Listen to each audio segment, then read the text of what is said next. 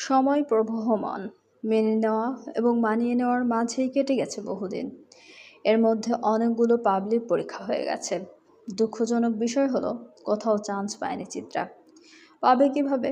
মানুষ দিনরাত এক করে পড়ে সেখানে ওর দিনরাত কাটে রান্নাঘরে এবং সংসারের কাজে। নাওফের কখনো কিছু বলেনি, কিন্তু শাশুড়ির বিষ দৃষ্টি আর খোঁটার হাত থেকে বাঁচতে চিত্রা নিজেই সংসারী হয়ে ওঠার সিদ্ধান্ত নেয়। দিন শেষে সংসার তো হলো, কিন্তু স্বপ্ন হাতছাড়া হয়ে গেল। এটার মধ্যে কাউকে দোষারোপ করে না চিত্রা, দোষ তার নিজেরই। মানসিক শান্তিটাকে প্রায়োরিটি দিয়েছিল ও। সারাদিন কাজ করে ক্লান্ত শরীর নিয়ে বসতে মন চাইতো না। যাও বা একটু বসতো, নাও বাসায় ফিরলে ওর ঘুম কাতর চোখ দুটো আর কোনো বাধা মানত না। নাওফের বাহু ঘেঁষে শোয়ার লোভে পড়াশুনোকে চাঙ্গে উঠে দিয়েছিল চিত্রা। ব্যাস, রেজাল্টও তাকে গাঙ্গে ভাসিয়ে চলে গেছে। এখন আর কোনো কিছুতে সহজে কান্না পায় না চিত্রার। সময়ের তালে মনটা শক্ত হয়েছে কিঞ্চিত। চেষ্টা করে বুদ্ধি খাটিয়ে সব কিছু সমাধান করতে বাসা বয়ে কেউ কিছু বলতে আসলেও সেসব গায়ে মাখে না। নাওফের বলা কথাগুলো স্মরণ করে কেবল। বলা বাহুল্য, নাওফের সাথে থেকে থেকে কিছুটা সাহসী হয়ে উঠেছে চিত্রা। কেউ লিমিট ক্রস করলে নরম সুরের চরম মাত্রায় প্রতিবাদ করে। এই তো সেদিনকারই ঘটনা। উপরতলার ভাড়াটিয়া এসেছিলেন তার মেয়েকে নিয়ে। আগে আসলেও পরিচয় হয়নি। এই প্রথম তাদের সাথে কুশলাদি বিনিময় হলো। চিত্রা জানতে পারল প্রায় 9 বছর ধরে আছেন ওনারা। চিত্রার শাশুড়ি বেশ আমোদে গলায় কথা বলছিলেন ওনাদের সাথে। শুনে বোঝা যাচ্ছিল বেশ ভালোই সম্পর্ক আছে তাদের মাঝে। পড়া মহিলাকে একটু আধটু ভালো লাগলেও তার মেয়েকে একদমই পছন্দ হয়নি তার। মেয়েটা অদ্ভুত এক আক্রোশ নিয়ে তাকাচ্ছিল তার দিকে। চিত্রা প্রথমে উঠতে পারেনি। পরে জানতে পারল চত্রিকা মারা যাওয়ার পর নওয়াবকে বিয়ে করার জন্য পাগল হয়ে উঠেছিল এই মেয়ে। বাড়ির সবাই রাজি হয়ে গিয়েছিল, কিন্তু নওয়াব নাকচ করে দেয়। তবু মেয়েটা বিয়ে করেনি। ভেবেছিল নাফিমের ক্লোজ এসে নওয়াবকে রাজি করাবে, কিন্তু সে পথ বন্ধ করে দেয় নওয়াব। শেষ পর্যায়ে অপেক্ষাকে বেছে নেয়, কিন্তু এখানেও আশাভঙ্গ হয় তার। সুতরাং চিত্রার উপর ক্ষোভ থাকা অস্বাভাবিক নয়। চিত্রা অবশ্য পাত্তা দেয় না এসব, কারণ 2 দিন পরই মেয়েটার বিয়ে। তবে ওই মেয়ে তো চুপচাপ থাকার পাত্র না। সবার চোখ ফাঁকি দিয়ে রান্নাঘরে এসে চিত্রাকে বলে, ভালোবাসা পেতে ভাগ্য লাগে বুঝছো, মানুষটাকে পেয়ে যাওয়াই সব কিছু নয়। চিত্রার হাত থেমে যায়। খানিকটা অবিশ্বাস্য নজরে তাকায় মেয়েটার দিকে। এমন ভদ্র ঘরের মেয়ের এহেন নোংরা আচরণ দেখে কিছুটা বিস্মিতই হয়। পরক্ষণে নিজেকে সামনে নরম গলায় বলে, আমি যা পেয়েছি তাতেই সন্তুষ্ট। অনেকের ভাগ্যে এইটুকুও জুটে না, শত তপস্যা করার পরেও। তাই এসব নিয়ে ভাবি না আপু। মেয়েটা হতবাক হয়ে যায়। হতবাক হয়ে চেয়ে রয় তার দিকে। মেয়েটার মাটির পুতুল ভেবেছিল। তার ধারণায় ভাবে ভুল প্রমাণিত হবে ভাবেনি। উপরন্তু চিত্রার দেওয়া খোঁচাটা জায়গা মতো গিয়ে আঘাত হানে। মেয়েটা আর কিছু বলতে পারে না। অবশ্য চিত্রারই তাকে সে সুযোগ দেয়নি। পাশ কাটিয়ে গিয়ে নওয়াফের বেডরুমে ঢুকে শব্দ করে দরজা আটকে দেয়। কাজকর্মে বোঝাতে চাই ওই এক ভালোবাসা বাদে দুনিয়ার সমস্ত কিছু আছে তার, আর এতেই সুখুশি। মেয়েটার মন ভাঙ্গে, কান্না পায়, কিন্তু এসব অর্থহীন কারণ মানুষটার অন্য কারো। চিত্রা ইনসিকিউর ফিল করে না, কারণ নওয়াব ভিন্ন। নিজের স্ত্রীকে করা স্ত্রীর সাথে সংযত চিত্তে থাকা মানুষকে সন্দেহ করার মহাপাপ নয় কি? ইদানিং তো আরও বদলেছে নাহব। কোথাও চান্স না পেয়ে ভীষণ মন খারাপ হয়েছিল চিত্রার। বাইরে প্রকাশ না করলেও ভেতরে ভেতরে বেশ ভেঙে পড়েছিল মেয়েটা। সব কিছু নিয়ম মাফিক চললেও মনের উচাটন কমছিল না কিছুতেই। তার তো কেউই নেই বুকে জড়িয়ে সান্ত্বনা দেওয়ার মতো। তাই বাধ্য হয়ে লাইট নিভিয়ে শুয়ে পড়ে চিত্রা। কখন যে ঘুমিয়ে পড়েছিল সেটা বুঝতেও পারেনি। এর মধ্যে নওয়াব বাসায় ফেরে। এমনিতে প্রতিদিন চিত্রাই দরজা খুলে। 2 বার নক করেও চিত্রার খোঁজ না পেয়ে নিজেই কাছে থাকা চাবি দিয়ে ঘরে ঢোকে। ভেতরটা অন্ধকারাচ্ছন্ন ছিল। অথচ অন্যান্য দিন টেবিলে খাবার সাজিয়ে বসে রয় চিত্রা। আজকে খাবার সাজানো থাকলেও স্বয়ং সেই মানুষটা অনুপস্থিত। খটকা লাগে না অফের। অযথা ডাক না দিয়ে সরাসরি রুমে যাই। দেখি মেয়েটা কম্বল মুড়ি দিয়ে বেঘরে ঘুমোচ্ছে। নওয়াব সাত পাঁচ না ভেবে আর ডাক দেয় না। ফ্রেশ হয়ে এসে চিত্রার মুখের চাদরটা সরিয়ে এনে দেখে কাঁদতে কাঁদতে ঘুমিয়েছে তার বউ। মুখখানা শুকিয়ে আছে, শরীরে অল্প বিস্তর তাপ বিদ্যমান। কান্নার কারণ অজানা নয় নওয়াফের, কিন্তু কিছু বিষয় চাইলেও ঠিক করা যায় না। লম্বা একটা দীর্ঘশ্বাস ফেলে সমস্ত খাবার ফ্রিজে তুলে রাখে। পেটে ক্ষুধা থাকলেও খাওয়ার রুচি চলে গেছে তার। রান্নাঘরে গিয়ে জুস বানিয়ে এনে বেহুশ চিত্রাকে কোনো মতে একটু খাইয়ে বাকিটুকু নিজে খাই। অতপর চিত্রাকে বুকে টেনে নেয়। চিত্রা জেগে থাকলে অবশ্য ধরার দরকার পড়তো না। সে নিজেই নাহফের বাহু ঘেঁষে ঘুমায়। কথাটা মনে হতেই মৃদু হাসে নাওফ। চিত্রার হুঁশ ফেরে সকালে। চোখ মেলে তাকাতে নিজেকে আবিষ্কার করে নাহফের বাহু ডোরে। আনমনে তার চুলে আঙ্গুল বোলাচ্ছিল নাওফ। চিত্রা ঘুম থেকে উঠেই বিশ্বাসই করতে পারে না প্রথমে। এই লোক সহজে তার কাছে আসে না। হুঁশে থাকলে তো জীবনেও না, আজ কি হলো? মনে হাজারটা প্রশ্ন আসলেও চিত্রা মুখ খুলল না। মুহূর্তটুকু উপভোগ করার লোভে চুপটি করে পড়ে রইল। নওয়াব অবশ্য টের পায় তার নড়াচড়া, কিন্তু তৎক্ষণাৎ কিছু বলে না। সময় নিয়ে শুধাই, মানসিক চাপ তোমার ঘোর শত্রু, তাই না? চিত্রা চমকে যায়। প্রথমে বুঝে উঠতে পারে না কি বলবে। পরক্ষণে নিজেকে শান্ত করে বলে, ওই আর কি, নিতে পারি না। নওয়াব দীর্ঘশ্বাস ফেলে বলে, এজন্যই অসুস্থ হয়ে পড়েছিলে গতকাল রাতে। ভীষণ জ্বর এসেছিল তোমার। উল্টা পাল্টাও বকেছ অনেকক্ষণ। যেটা পাবো না সেটা নিতে চাও না কেন? ব্রিলিয়ান্ট স্টুডেন্টরা অলওয়েজ চান্স পাবে, এমন নীতি আছে নাকি? চিত্রা জবাব দেয় না। গলার কাছটায় দলা পাকিয়ে আসে কান্নারা। নাওফকে কিভাবে বোঝাবে সে নিজেকে তার স্বামীর যোগ্য স্ত্রী হিসেবে গড়ে তুলতে চেয়েছিল। নিজের ভুলের কারণে সেটা সম্ভব হয়নি। ভাবতে ভাবতেই কান্নার বেগ বাড়ে চিত্রার। নাওফ তাকে থামায় না, সান্ত্বনা নামক জ্ঞানও দেয় না। সে কেবল আলতো করে জড়িয়ে ধরে চিত্রাকে। মেয়েটা শান্ত হয়ে আসে একটা পর্যায়ে। নাওফ স্বস্তি পায় এরপর বলে, ইচ্ছে থাকলে সেকেন্ড টাইম ট্রাই করে দেখতে পারো, নতুবা কাছের একটা ইউনিভার্সিটিতে ভর্তি করে দিব। ডোন্ট গেট স্ট্রেসড, ওকে? না, চিত্রা মাথা নাড়ায়।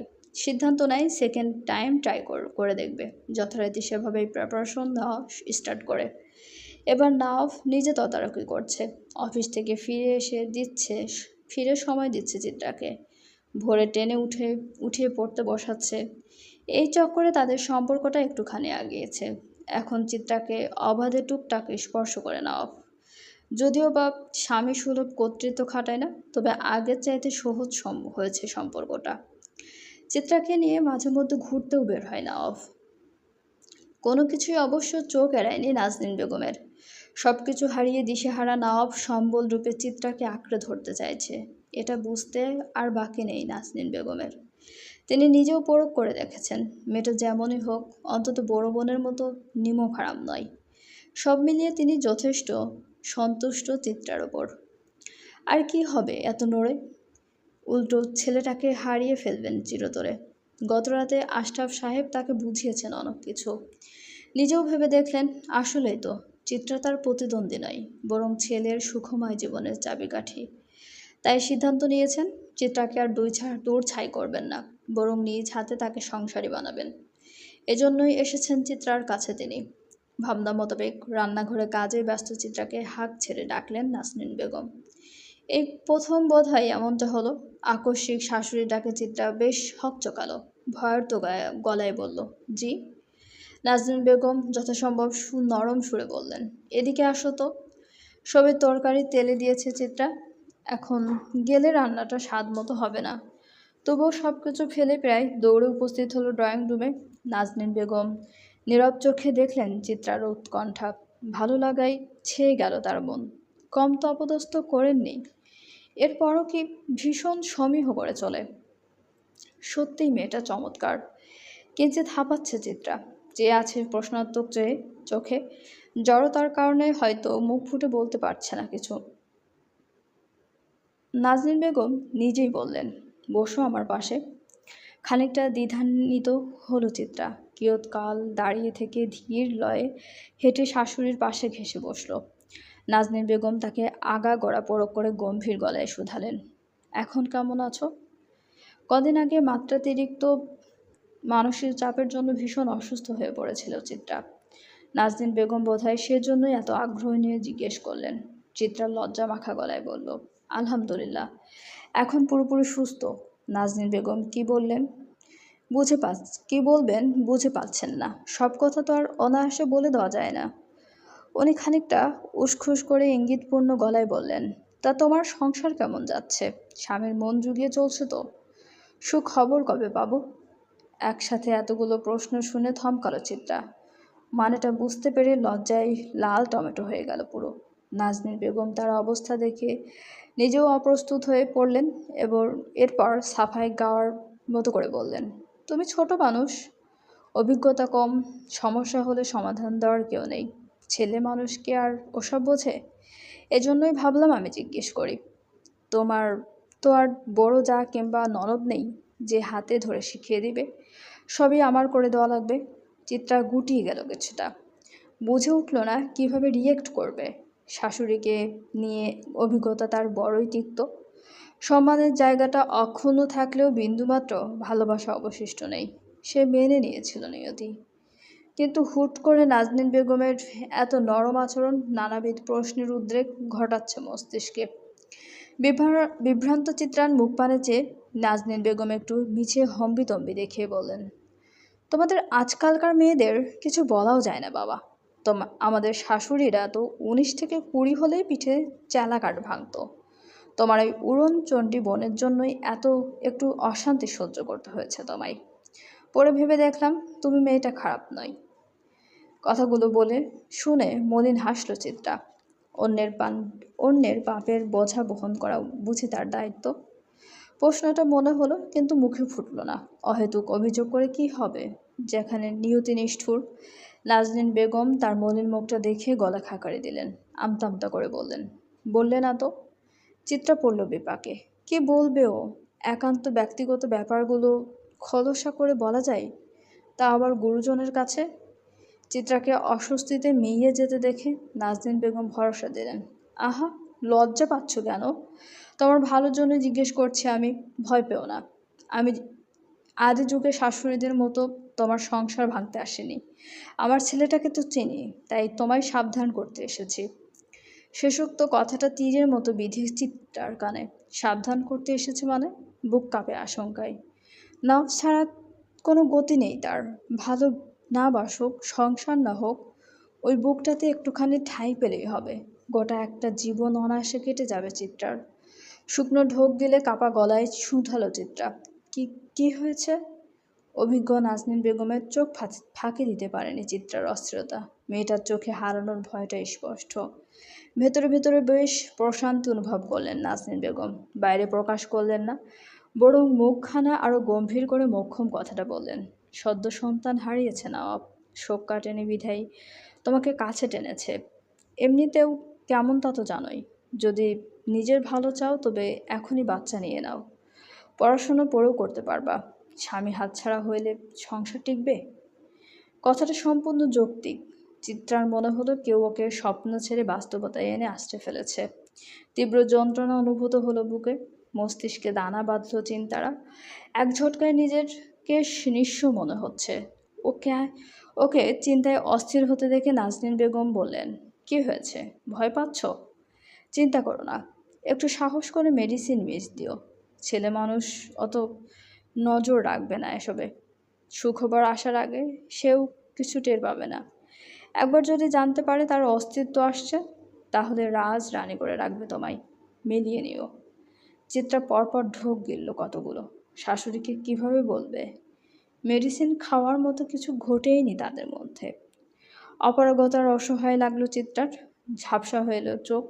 অসহনীয় যন্ত্রণা সইতে না পেরে নীরবে ফুঁপিয়ে উঠল। তার অবস্থা দেখে নাজনীন বেগম চমকে গেলেন। বিস্ময় নিয়ে বললেন, কি হয়েছে? কাঁদছো কেন? কিছুক্ষণ কথাই বলতে পারল না চিত্রা। সাহস করে শাশুড়ির হাত ধরে নিজেকে সামলানোর চেষ্টা করলো। থরথর করে কাঁপছে চিত্রা। নাজনীন বেগম ঘাবড়ে গেলেন। ওর মাথায় পিঠে হাত বুলিয়ে বললেন, কি হলো? বলবে তো? নওয়াবকে হারানোর ভয় সম্পূর্ণরূপে গ্রাস করে ফেলেছে চিত্রাকে। মস্তিষ্কে হারিয়েছে বিবেচনা। ও অস্পষ্ট স্বরে বলল, আমাকে কখনোই কাছে টানেননি উনি। নাজনীন বেগম বিস্ময়ে বাকহারা হয়ে বললেন, প্রায় চেঁচিয়েই বললেন, তোমাদের মধ্যে কিছুই হয়নি? চিত্রা মাথা দুলিয়ে বলল, না। মাথায় হাত দেওয়ার মতো অবস্থা হলো নাজনীন বেগমের। তিনি চিত্রার পানে চেয়ে বলে বসলেন, কেমন মেয়ে মানুষ তুমি? এতকাল এক বিছানায় থাকা সত্ত্বেও স্বামীকে কাছে টানতে পারোনি? কপাল পোড়াতে চাও নাকি? চিত্রা ঠোঁটের ঠোঁট চেপে কান্না আটকালো। অস্ফুটে না বোধ হয় মাথা নাড়ল। নাজনীন বেগম বুঝলেন তার অসহায়ত্ব, তাই বোকাঝোকা ছেড়ে সরাসরি বললেন, আজ একটু পরিপাটি হয়ে থেকো। তোমাকে একটা জুসের গ্লাস দিব, না ফিরলে সেটা খাবে ওকে। এরপর বাধ্য মেয়ের মতো স্বামীর সব আদেশ পালন করবে, কেমন? চিত্রার ছোট্ট মস্তিষ্ক বুঝল না অত কিছু। ও প্রশ্ন করলো বোকার মতো। নাজনীন বেগম কপাল চাপড়ে সবটা খুলে বললেন। চিত্রা আঁতকে উঠে বলল, অসম্ভব, উনি মেরে ফেলবেন আমায়। নাজনীন বেগম রাগান্বিত স্বরে বললেন, দু চারটা থাপ্পড় খাওয়ার ভয়ে স্বামীর সংসার হারাতে চাও? অতঃপর চলবে। গল্পটা আপনাদের কেমন লাগছে অবশ্যই আমাদেরকে কমেন্ট করে জানাতে ভুলবেন না, এবং আমাদের চ্যানেলটি প্লিজ সবাই সাবস্ক্রাইব করুন, এবং গল্পটি ভালো লাগলে অবশ্যই সবাই লাইক, কমেন্ট এবং শেয়ার করতে ভুলবেন না আপনাদের প্রিয় মানুষগুলোর সাথে। এবং আমাদের চ্যানেলের সঙ্গে থাকার জন্য সবাইকে অনেক অনেক বেশি ধন্যবাদ।